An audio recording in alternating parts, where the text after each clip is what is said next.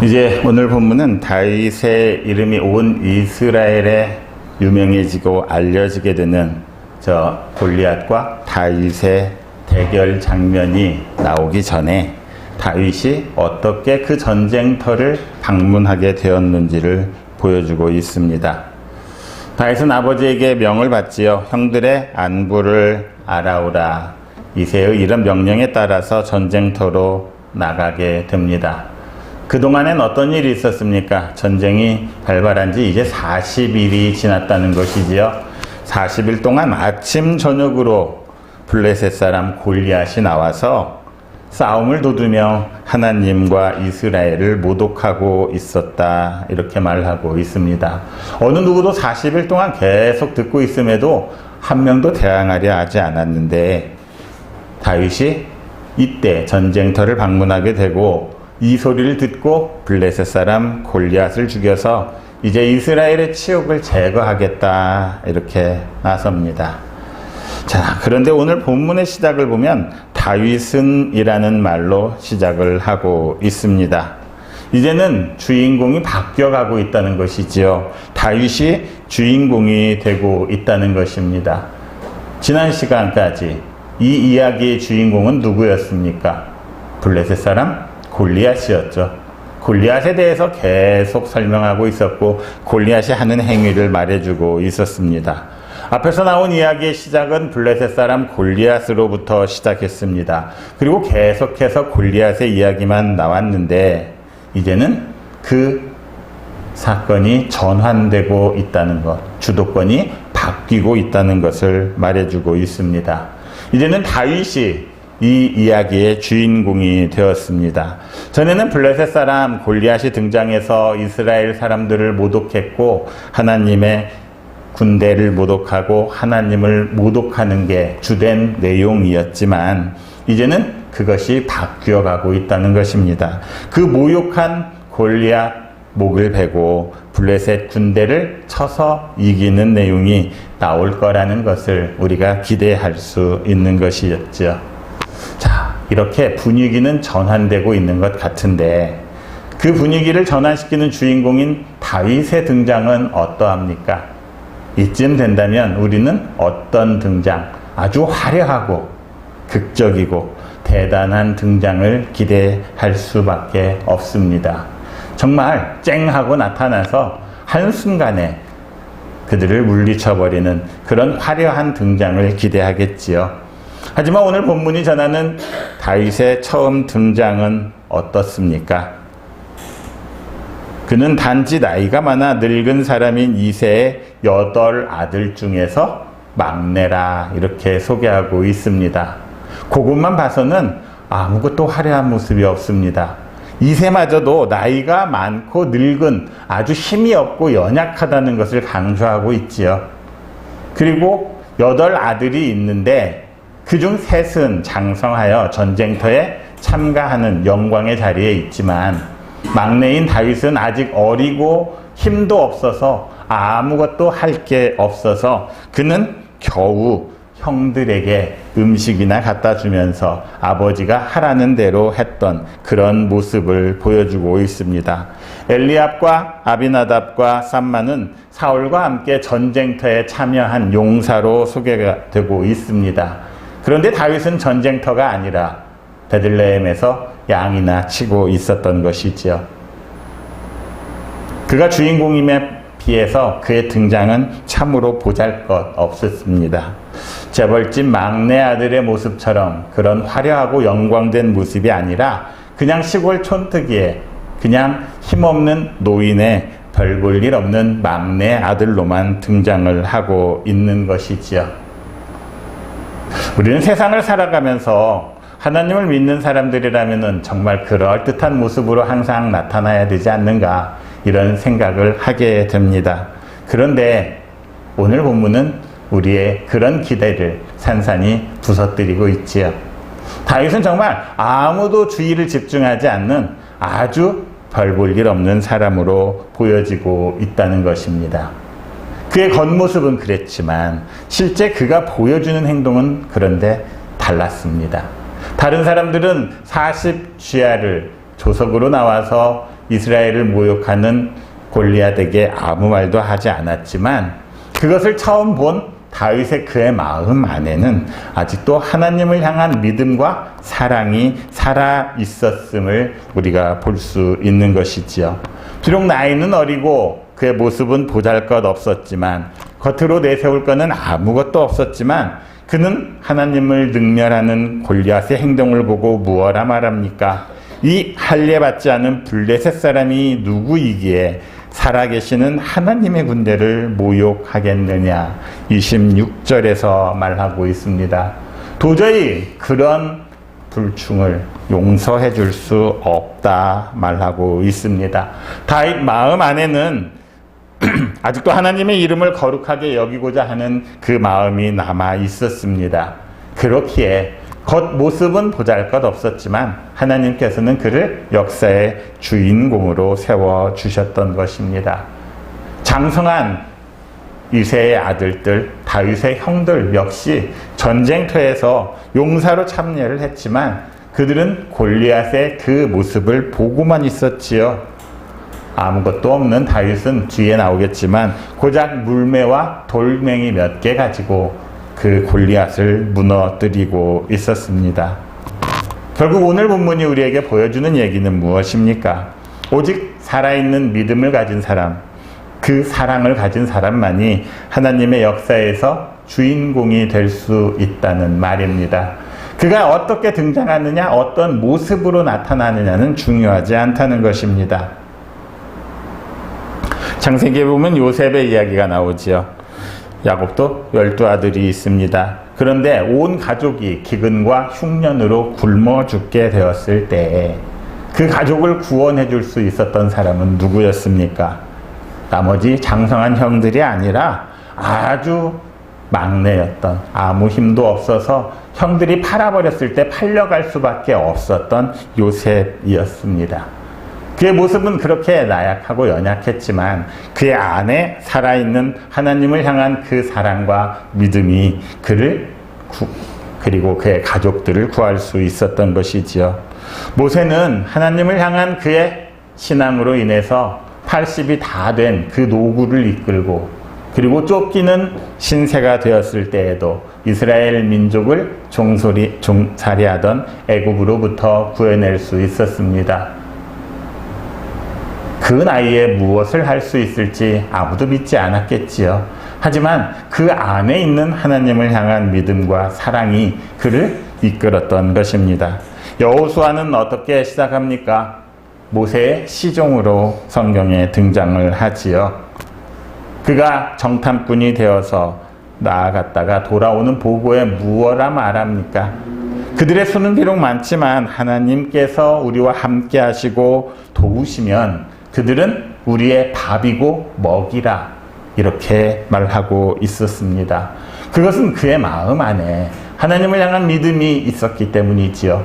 하나님이 나를 지켜주실 거라는 그 굳센 믿음이 있었기에 그들이 비록 크고 강성하고 수가 많으나 그들은 우리의 밥이고 먹이라고 말할 수 있었던 것입니다. 그 믿음이 있었기에 모세도 밟지 못한 가나안 땅을 밟았고 가나안 땅에서는 그들의 지도자가 되어서 살아갈 수 있었던 것입니다. 성경은 바로 이런 사람들의 믿음의 이야기지요. 신앙의 이야기입니다. 겉으로 화려했던 그 사람들의 이야기가 아니라 그들의 믿음에 대한 이야기, 신앙에 대한 이야기였던 것입니다. 세상의 기준으로 볼 때야 뭐 볼 일이 있겠습니까? 별 볼 일 없었겠지요. 내세울 것도 없었습니다. 하지만 그들에게 있었던 건 하나님을 향한 믿음이었고 신앙이었기에 그들은 역사의 주인공이 될 수 있었던 것입니다. 우리 또한 마찬가지 아니겠습니까? 한번 이 땅에 온 이상 항상 우리 또한 주인공이 되어서 살아가기를 소망하고 꿈꿉니다. 그러려면 다윗이 가지고 있었던 하나님을 향한 살아있는 믿음을 우리도 가져야 하지 않겠습니까? 그래야만 우리도 하나님 나라의 주인공이 될 수 있지 않겠습니까? 그 사랑을 가지고 믿음을 가지고 하나님의 이름을 드높이면서 하나님의 영광을 드러내는 여러분들이 되시기를 바랍니다. 오늘 보면 이제 24절을 보니 그렇게 40주야를 조석으로 나와서 싸움을 도두는 골리앗의 모습을 보고 이스라엘 모든 사람이 그 사람을 보고 심히 두려워하여 그 앞에서 도망하였다. 이렇게 전하고 있습니다. 40주야입니다. 계속해서 그러고 있었고 골리앗을 처음 볼 때도 도망 다녔지요. 그런데 40일 동안 계속해서 이스라엘은 도망 다니고 있습니다. 지금도 두려운 나머지 도망하는 사람들이 계속 있다는 이야기입니다. 오죽 도망갔으면 사울이 골리앗을 죽이는 자에게는 많은 재물을 주겠다. 왕의 사위로 삼겠다. 그 아버지의 집을 이스라엘에서 세금을 면제해 주겠다. 이렇게 이 땅에서 받을 온갖 특혜와 보상을 제시하고 있겠습니까? 많은 사람들이 아마 거기에 관심을 가졌겠지요. 내용을 살펴보니 다윗도 그런 보상과 혜택에 대한 말들을 들었던 것 같습니다. 26절을 보니 그런데 우리가 오해할 수 있는 대목이 블레셋 사람을 죽여 이스라엘의 치욕을 제거하는 사람들에게는 어떠한 대우를 하겠느냐. 다윗이 이렇게 말하지요. 사울이 하는 이야기를 들었다는 것입니다. 어떤 사람들은 야, 그 정도면 나가서 싸워볼 만하다. 이렇게 생각할 수도 있겠지만 다윗의 이 말을 오해하면 안 되는 것이 다윗은 이 혜택과 특혜와 보상에 관심을 가졌던 것이 아님을 알아야 합니다. 그것이 아니라 살아계신 하나님의 군대인 이스라엘이 할례도 받지 못한 이 블레셋 사람인 골리앗에 의해서 모욕당하는 것을 보고 분노하고 있습니다. 26절의 말을 옳게 해석하려면 이 블레셋 사람을 죽여 이스라엘의 치욕을 제거하는 사람에게는 어떠한 대우를 하겠느냐, 어떤 보상을 우리가 받을 수 있느냐, 이런 뜻이 아니라 아니 저런 무리한 놈을, 저런 나쁜 놈을 제거하는데 우리가 무슨 보상을 바라겠느냐. 아무 보상도 없이 당연히 하나님을 사랑하는 사람이라면 해야 할 일이 아니겠느냐. 이런 반어법을 사용하고 있음을 우리가 기억해야 합니다. 이거 잘못 해석하면 다윗이 사울에게 주는 그 보상과 특혜에 눈이 멀어서 골리앗을 죽이러 나간 게 되지요. 전혀 관심이 없었습니다. 다윗은. 하나님을 모욕하는 그 사람을 용서할 수 없다는 것이지요. 그 악의 무리를 제거하는데 무슨 보상을 바라느냐는 것입니다. 당연히 해야 할 바를, 성도로서 해야 할 바를 해야 한다는 것이지요. 이런 치욕적인 모습을 보면 성도라면 당연히 앞장서서 해야 될 일인데 어찌 그런 일에 보상을 바라고 할 수가 있겠느냐 하면서 이제 그 일을 다윗이 감당하겠다고 나서고 있음을 보아야 합니다. 그는 결코 많은 재물에 눈이 돌아가지 않았습니다. 주겠다는 특혜에 관심을 갖지 않았습니다. 하나님을 모욕하는 그 골리앗을 응징하는 데에만 관심을 가지고 있었던 것이지요. 이런 다윗의 신앙을 가장 잘 설명해 주는 말이 26절 한마디가 나옵니다. 살아계신 하나님. 지금 살아있는 골리앗, 무섭게 보이는 저 골리앗이 문제가 아니라 나에게는 살아계신 하나님이 있기 때문에 이 하나님만을 믿고 이 세상의 어려움도 두려움도 이겨낼 수 있다라는 말입니다. 살아계신 하나님이라는 말의 원뜻은 하나님께서는 죽거나 사라지지 않는 영원토록 존재하시는 분이라는 것이지요. 근데 그분이 혼자 계시는 게 아니라 나와 함께 살아계신다는 임마누엘의 하나님임을 여기서 말해주고 있습니다. 나와 함께 동행하시는 하나님, 참 신이시면서 나와 함께 동행하시고 나를 도와주시는 하나님이라 말합니다. 자, 하나님께서 참신, 살아계신이라는 것은 죽은 신이 아니라 살아계신 참신이라는 말이지요. 그렇다면 다른 신들은 어떻습니까? 블레셋이 믿는 신은 다곤이라는 신입니다. 5장을 보면 하나님의 법궤를 블레셋 사람들이 뺏어가지요. 싸움에서 이겨서 뺏어갑니다.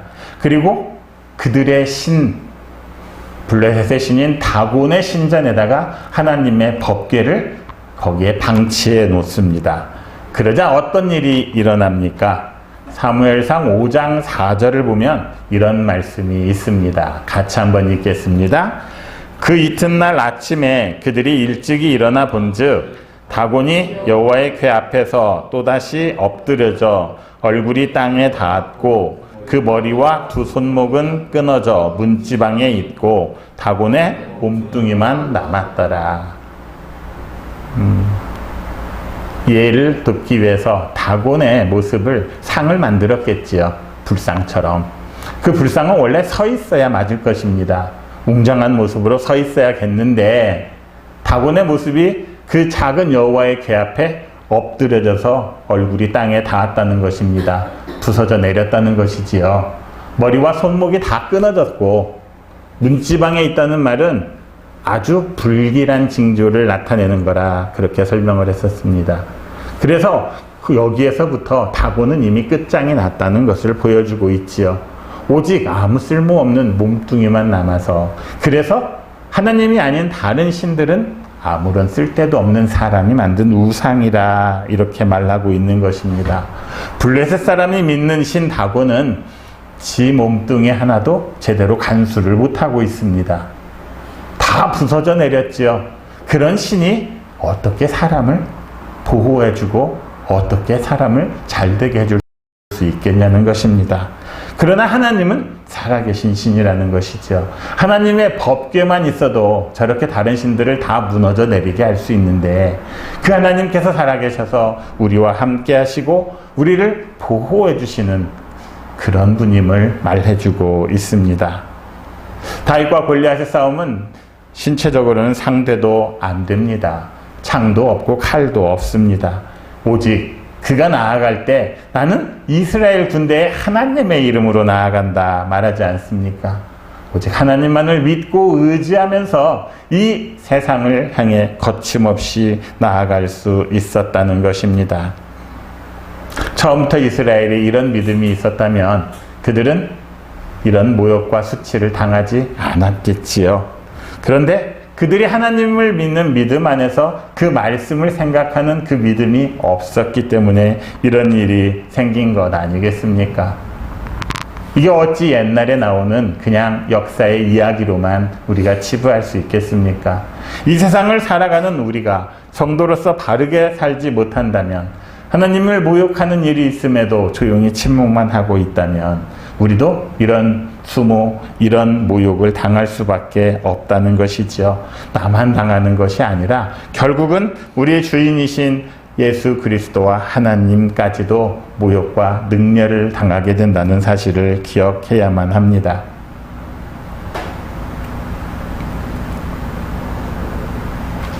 오늘날 세상을 사람들을 보면, 많은 사람들을 보면 그들은 세상이 무서워서 도망치면서도 이스라엘 군대처럼 세상의 보상과 이익을 바랍니다. 쫓기는 중에도 어떻게 하면 더 많은 세상의 이익을 얻을까 생각하지요. 기회만 있으면 세상의 것을 모으고 챙기려고 합니다. 하나님의 일, 하나님의 나라는 그 다음이지요.